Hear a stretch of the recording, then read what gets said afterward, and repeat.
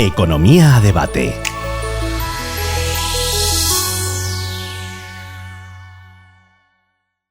Buenos días a todos, bienvenidos a nuestra cita mensual con Economía a Debate. Volvemos hoy a hablar de macroeconomía y de geopolítica y lo haremos con Alicia Coronil, que es la jefe de economía de la Singular Bank y que es asesora también del Círculo de Empresarios. Buenos días, Alicia, ¿cómo Buenos estás? días, Giuseppe, muchas gracias. Qué placer tenerte Sí, aquí en el igualmente. debate. Muchísimas gracias por la invitación. Gracias a ti. Yo empezaría hablando de inflación, que es quizás la palabra más usada en el último periodo de parte de las familias, de la política y de las empresas. ¿Qué está pasando con la inflación? Y sobre todo, a raíz de las declaraciones de la Fed y del Banco Central Europeo, ¿qué va a pasar? Aunque las declaraciones hacen entender que van a subir, siguen subiendo los tipos, ¿hasta cuándo? Bueno, pues efectivamente yo creo que la inflación, como ya nosotros un poco anticipábamos, es un fenómeno mucho más estructural de lo que era previsible por el consenso, ¿no?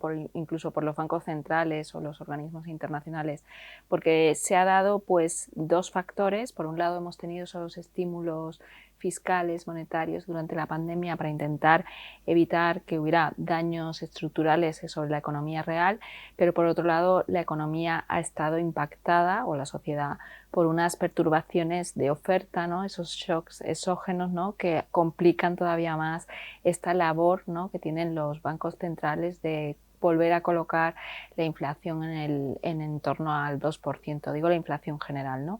Lo que estamos viendo es una mezcla de factores. Primero tuvimos los cuellos de botella, luego el inicio de la crisis energética, que fue en el verano de 2021, ya empezó la crisis a surgir, y luego, por supuesto, pues esta guerra de Ucrania, ¿no? Que lo que ha hecho ha sido acentuar todavía más la crisis energética y desarrollar una crisis alimenticia en la cual tampoco se está viendo favorecida, ya no solamente por la situación de Ucrania en torno a las exportaciones de grano o cuál va a ser la producción de grano en la próxima campaña, sino también tenemos el impacto del clima con esta sequía global y lo que pueda pasar a partir de otoño con la entrada del fenómeno del Niño. Pero es que además estamos empezando a sentir el impacto del envejecimiento de la población con esa falta de talento, ¿no? Que se está viendo no solamente en Reino Unido, sino en Estados Unidos, incluso en España, en Alemania, en un contexto en el que durante la pandemia los flujos migratorios también se vieron, por así decirlo, rotos, ¿no? No había esa llegada, ¿no? de talento a los países, con lo cual yo creo que esa combinación de factores, unido a esos procesos que se están dando de relocalización de las empresas y en un contexto en el que todo ha subido a la vez, hace que inevitablemente veamos que progresivamente los empresarios, sobre todo los que tienen menos capacidad, ¿no? para aumentar la productividad y sostener ese incremento de costes de producción, que son las micro o las pequeñas empresas, o sobre todo en el sector servicio, que es donde ahora empieza a verse, ¿no? ese incremento, ¿no? acelerado de los precios, pues que esté dando lugar a una inflación mucho más persistente, ¿no? y que sea mucho más complicado modular, llevar la inflación al 2%, sobre todo con esas inflaciones subyacentes que estamos viendo en cifras muy elevadas. Sí, que es mucho ¿no? más alta de la general. Pero yo lo que te quería preguntar es, considerando que mirándolo desde fuera parece que la política de la Fed, de la política del Banco Central Europeo es la misma más o menos, aunque a ritmo quizás distinto. Pero de la otra sabemos que la economía de los dos aglomerados de países no es igual. Es decir, que Estados Unidos tiene una inflación que depende de algunos factores que son distintos de lo que determinan la inflación en Europa, ¿no? Entonces, la política monetaria, siendo más o menos igual, responde de la misma manera, porque parece que en Estados Unidos la inflación está respondiendo, está bajando un poco más velozmente, ¿no? Rápidamente, y respecto a Europa, que parece donde parece más resistente. Bueno, yo te diría que lo que estamos viendo en realidad es una divergencia absoluta de la evolución de la inflación general, ya no solamente entre Estados Unidos y Europa, sino dentro de los propios países europeos, ¿no? Hoy hemos conocido cómo la inflación general en España ya se ha moderado por debajo del 2%, ¿no? Mientras que en Alemania ha vuelto a repuntar. Y todavía está por encima del 6%, ¿no? Con lo cual, lo que sí estamos viendo es cómo lo que está realmente costando es reducir o que la inflación subyacente realmente se modere, es decir, aquella que no recoge alimentos frescos y energía, ¿no? Sí. De alguna forma, lo que sí ha acelerado esta moderación de la inflación general en los últimos meses que hemos vivido un escenario de relajación de los precios de la energía muy importante, en una coyuntura en el que venimos de unos meses donde ya la inflación se situó en niveles muy elevados, ¿no? Y donde en algunos casos los gobiernos pues lo que han hecho es introducir medidas para también paliar la inflación general, y aquí todavía de alguna forma la inflación general en España se está viendo beneficiada no solamente de la relajación de los precios de la energía con esa excepción ibérica, sino también con esa bajada del IVA de algunos productos básicos de los alimentos, ¿no? Con lo cual la cuestión es que sí que vamos a unos meses donde la inflación va a tender a moderarse por el efecto también escalón, pero la duda que surge es qué va a ocurrir con esa inflación general a partir del invierno, donde podríamos ver, como ha ocurrido en Alemania, que vuelve a repuntar, no solamente si vamos a un escenario donde vuelve a complicarse la situación energética, me refiero no solamente por la climatología, sino por lo que pueda pasar en Rusia y en Ucrania, quiero decir que eso está ahí. Todavía y eso, ahí. o cuál es el grado de recuperación finalmente que tiene China, si es que realmente las autoridades económicas chinas logran reimpulsar el crecimiento, ¿no? Pues vamos a ver ahí que puede haber repuntes todavía de los precios de la inflación general, pero también podemos ver que a medida que se retiren esas deducciones o ayudas, que es uno de los factores que explica por qué la inflación general ha vuelto a repuntar en Alemania, que es porque el año pasado se beneficiaron los alemanes de una rebaja de los precios del transporte a raíz de la guerra de Ucrania, que ya se ha retirado, pues podemos ver cómo nuevamente la inflación general vuelve a repuntar, ¿no? Y de ahí esa preocupación que existe por parte de los bancos centrales a ambos lados, porque digo del Atlántico, porque estamos viendo que la inflación subyacente no se modera al mismo ritmo, está estancada.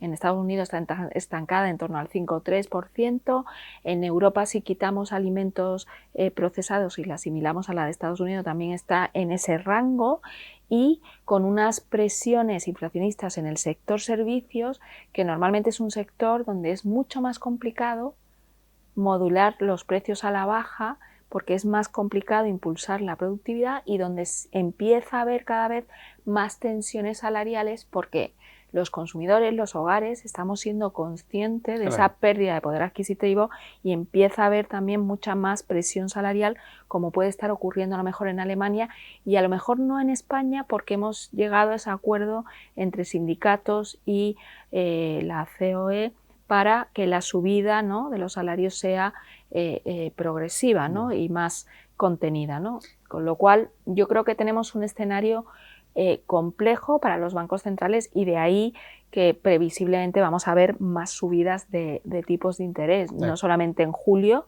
sino también a lo mejor quizás en septiembre, ¿no? Pero el tema de las deudas, porque desde la crisis del 2008 y luego desde la pandemia en adelante, hemos visto estados pues la misma Europa, quiero decir, el mismo Estados Unidos, que hasta el último momento no quería acordarse sobre la deuda pública, ¿no? Que han implementado muchísimo las deudas, ¿no? Y cada vez que pasa algo en términos de inflación o de temas de costes energéticos, al final se coge dinero del Estado y para ayudar a las familias, para ayudar a las empresas y tal. Entonces, ¿dónde vamos acabando con esta deuda, que es siempre más elevada?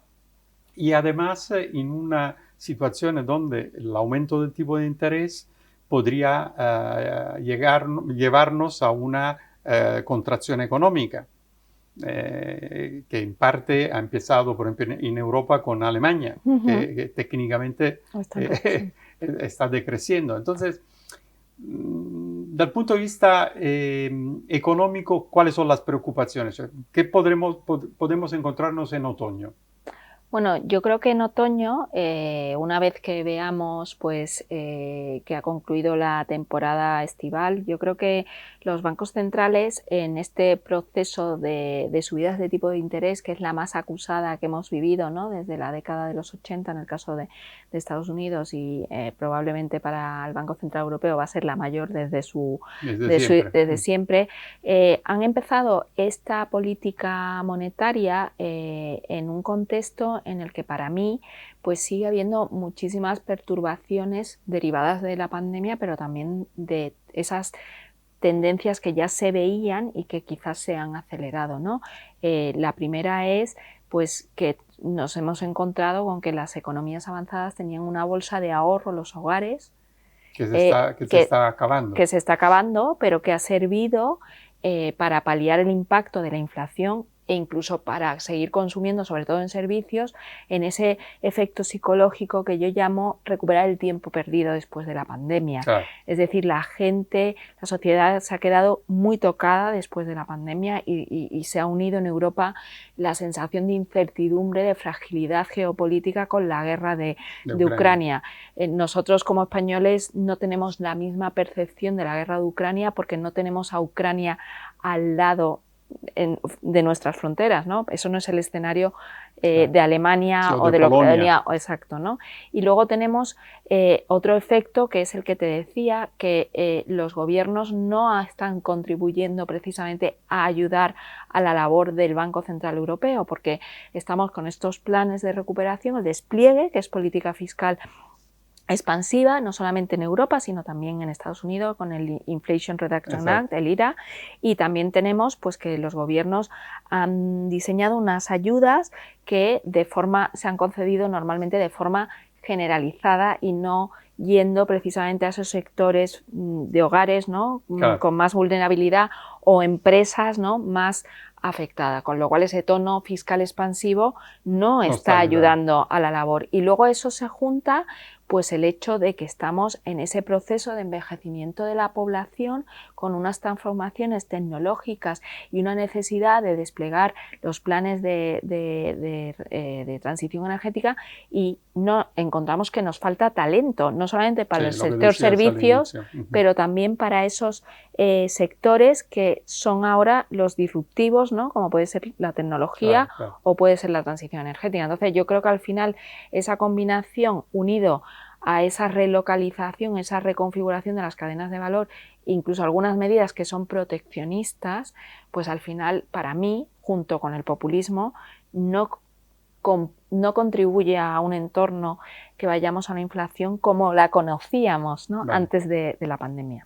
Última pregunta, porque estamos así en el tiempo y creo que hemos tocado muchas cosas interesantes que interesan un poco a todos, ¿no?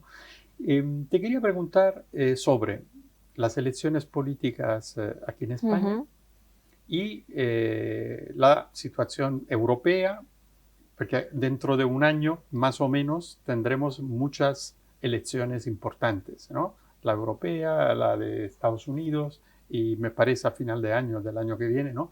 Y la española ahora, mañana, diría yo casi, ¿no? Entonces, el mercado, los economistas, ¿cómo ven que puede cambiar la situación que tú has descrito de manera muy clara? Cioè, la alternativa a los actuales gobiernos, eventualmente, ¿podrían cambiar la situación a mejor, a peor?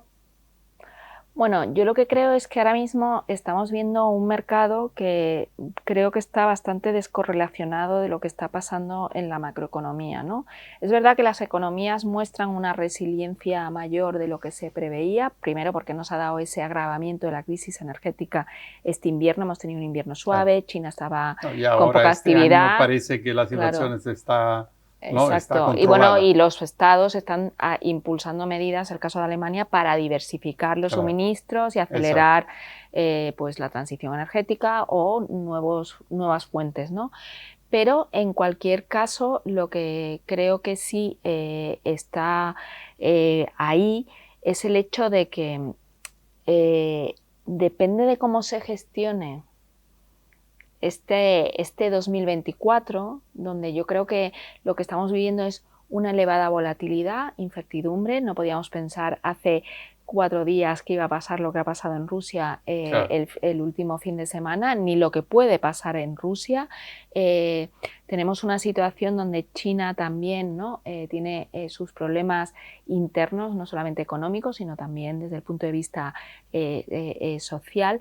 Al final yo creo que el 2024, cómo evolucione la coyuntura económica y esas subidas de tipos de interés que el mercado hasta hace nada miraba, ¿no? Y pensaba que este año iba a haber ya bajadas de tipos de interés, Exacto. y cómo ya eso permee desde el punto de vista del crédito, porque ya en Estados Unidos sí que hay restricción del crédito, sobre todo Claro. No, empresarial. luego el tema de las hipotecas, Claro, y etcétera, todo eso etcétera. empiece a permear, pues efectivamente vamos a ver hasta qué punto la recesión va a ser técnica, suave, o realmente vamos a un escenario mucho más adverso, ¿no?